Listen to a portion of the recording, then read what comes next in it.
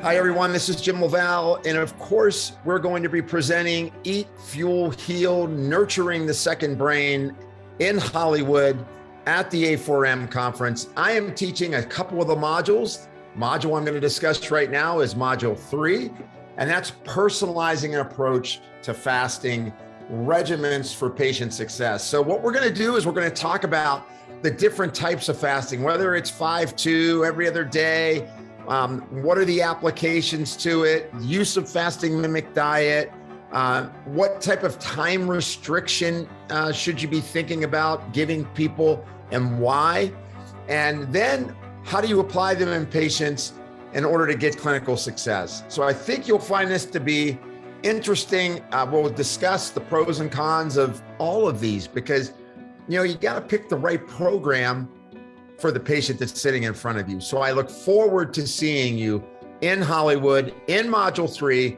on individualizing various types of time-restricted eating and fasting plans for gratifying outcomes and patient success. Have a good day.